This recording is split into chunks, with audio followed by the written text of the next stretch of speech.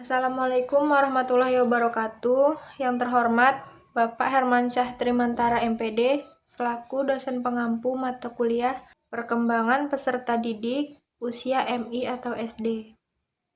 Sebelumnya perkenalkan, nama saya Fitri Vironita Risanti dan rekan saya Diana Safitri. Kami akan menjelaskan materi kami, yaitu yang berjudul Konsep Diri versus Hasil Belajar. Yang A. Konsep diri. Menurut Shafir dan KIPP 2014, diri merupakan kombinasi dari fisik dan psikologikal yang dimiliki oleh setiap individu. Ketika bayi menyadari mereka ada dan nyata. Contohnya, orang bercermin dan dia tersenyum melihat gambar dirinya sendiri di cermin. Yang B. Harga diri. Konsep diri merupakan pandangan pada diri sendiri, termasuk secara fisik, mental, emosi, dan kebiasaan. Yang pertama, kekuatan atau power. Kekuatan yang dimaksud adalah kekuatan yang menunjukkan bahwa seseorang memiliki kemampuan untuk mengontrol tingkah laku serta mendapat pengakuan orang lain atas tingkah laku tersebut. Yang kedua, keberartian. Keberartian merupakan sebuah kepedulian atau perhatian, tanda bahwa orang tersebut diterima keberadaannya di lingkungan sosialnya. Yang ketiga, kebijakan.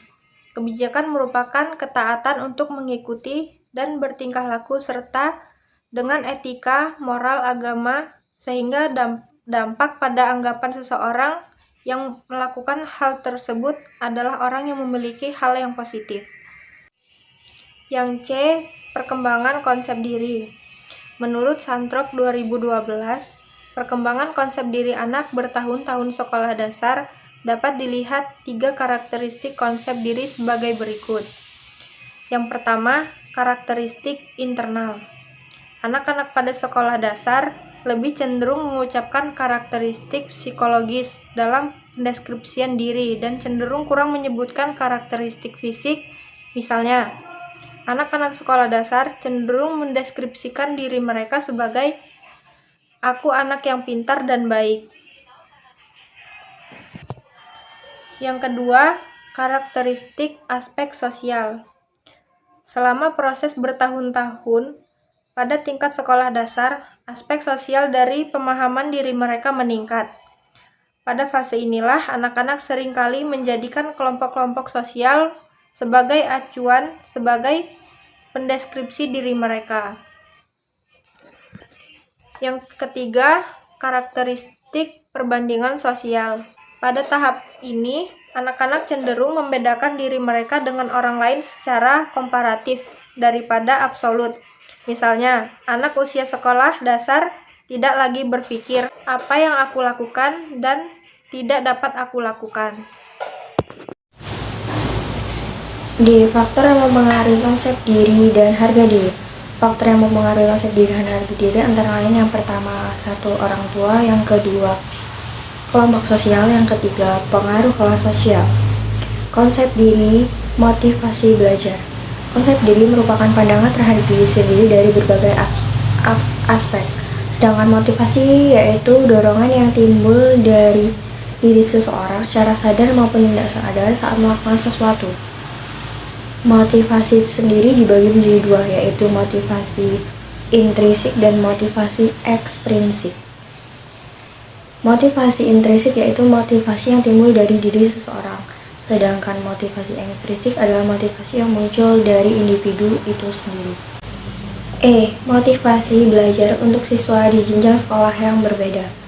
Seorang anak pada tingkat sekolah dasar biasanya saat diberi pujian positif seperti "wah, bagus sekali, ayo selesaikan". Guru memberikan pujian saat siswa melakukan sesuatu akan membuat siswa merasa istimewa dan termotivasi, dapat membangun semangat. Persaingan atau kompetisi diperlukan oleh siswa agar berusaha hingga optimalnya. Dengan kata lain, siswa termotivasi untuk melakukan kegiatan secara optimal, misalnya di kelas. Mereka melakukan sesuatu untuk mendapat reward seperti bintang.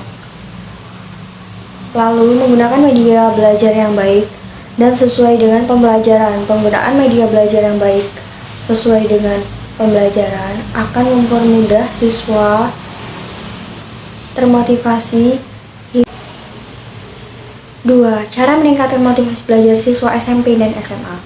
Menguasai skill belajar pada fase ini, anak-anak sudah mulai mengalami banyak hal sehingga guru patut memahami strategi pembelajaran sehingga siswa pun menguasai skill pembelajaran yang dapat mempermudah dalam melakukan pembelajaran.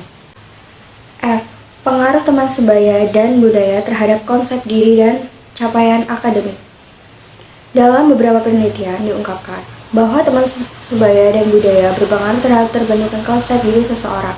Misalnya di suatu sekolah, seorang anak dengan hambatan penglihatan ringan, yaitu teman-temannya sekali mengucapkan bahwa anak tersebut bodoh, selainkan orang tua siswa lainnya mengungkapkan bahwa anak tersebut menderita gangguan ringan. Oleh sebab itu, sebagai seorang pendidik, berhati-hatilah dalam mengungkapkan sesuatu di hadapan siswa, dan juga perlu membangun budaya yang nyaman untuk semua anak agar mendukung terbentuknya konsep diri positif pada diri siswa. Teman sebaya dan budaya yang baik akan membangun konsep diri yang positif. Konsep diri yang positif akan membangun motivasi belajar yang tinggi. Motivasi belajar yang tinggi akan mempermudah seorang untuk pencapaian akademik terbaiknya. Oleh karena itu, kita sangat penting dalam mempengaruhi konsep diri dan pencapaian akademik. Demikian pembahasan kita mengenai konsep diri serta kaitan dengan konsep belajar. Sekian dari saya. Wassalamualaikum warahmatullahi wabarakatuh.